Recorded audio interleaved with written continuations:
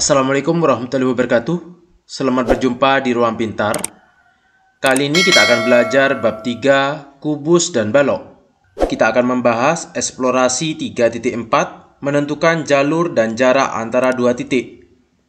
Materi ini sesuai dengan buku paket pada kurikulum Merdeka, halaman 93-95 untuk siswa kelas 6 SD.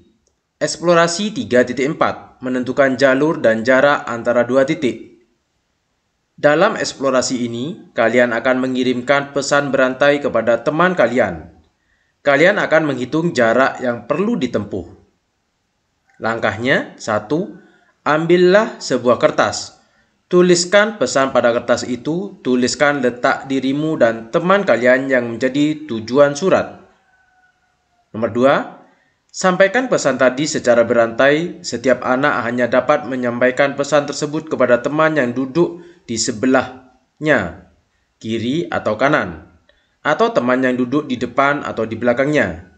Hindari penyampaian pesan secara diagonal. Contoh B3 kita ilustrasikan pada kertas berpeta ini. Awalnya berasal dari B3. Dapat menyampaikan pesan ke A3. Dapat menyampaikan pesan ke C3. Ke B2, B4, tetapi tidak dapat menyampaikan langsung kepada C2 karena ini berbentuk diagonal. Jadi yang ini tidak boleh. Hitung berapa anak yang perlu turut membantu penyampaian pesan kalian. Setiap anak yang dilalui dapat memberikan sebuah turus. Nomor 4. Setelah melakukan beberapa kali pengiriman pesan, lengkapilah tabel berikut. Ini adalah tabelnya. Pesannya akan dikirimkan dari PB5 ke QE1. Kita buat kertas berpeta. Pesan akan dikirimkan dari titik P yang posisinya B5 ke QE1. E1 ini adalah penerimanya, P adalah pengirimnya. Misalkan cara yang pertama, dari titik P atau B5, kita tulis di sini saja, yaitu dari P, yaitu B5, dikirimkan ke C5, setelah itu dikirimkan ke C1, setelah itu dikirimkan ke E1. Sehingga banyak turus yaitu 1, 2. Ada 2 turus di sini. Nomor 2, langkah yang kedua, misalkan dari PB5 akan dikirimkan ke B4. Setelah itu dikirimkan ke D4. Setelah itu dikirimkan ke D1. Setelah itu dikirimkan ke E1. Maka banyak turus di sini 1, 2, 3. Kita tulis 1, 2, 3 seperti itu. Atau kita tulis di sini ada 3 langkah. Nomor 3. Misalkan dari PB5 ini dikirimkan ke E5. Setelah itu dikirimkan ke E1.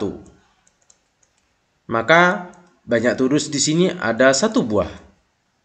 Sehingga yang paling efektif pengiriman pesan ini dari titik P B5 ke E5. Setelah itu dikirimkan ke E1. Atau titik Q. Ayo berkomunikasi. Untuk keperluan diskusi ini yang dimaksud jarak adalah banyaknya siswa yang membantu proses pengiriman pesan. Banyaknya turus. Diskusikan dengan teman kalian. Yang A, adakah jalur yang lebih pendek yang dapat dilalui pesan kalian untuk sampai kepada penerima? Kalau kita perhatikan gambar 3.15, gambar pertama, kedua, ketiga. Di sini ada 1, 2 langkah. Yang ini 1, 2, 3, 4. 1, 2, 3, 4. Yang ini ada 1, 2, 3, 4. Sehingga jalur terpendek adalah gambar nomor 1. Sehingga di sini ada. Yang B, adakah jalur berbeda yang sama panjangnya? Gambar nomor 2 dan nomor 3 panjangnya sama, yaitu ada 4. Misalkan nomor 1, adakah jalur selain ini? Yaitu ada jalur yang ke bawah terlebih dahulu, baru ke samping. Di sini ada 2 cara atau 2 jalur, sehingga ada. Yang C, bagaimana menentukan jarak minimal yang perlu ditempuh oleh pesan kalian dalam sistem berpeta? Yaitu jumlah titiknya yang minimal. Di sini jumlah titiknya 1 buah. Yang ini 1, 2, 3. Yang ini 1, 2, 3. D, beri contoh jalur yang lebih panjang yang mungkin dilalui pesan kalian. Misalkan jalur yang terpanjang dari titik P ke Q, yaitu ada 1, 2, 3, 4, 5, 6, 7. Ini adalah jalur terpanjang.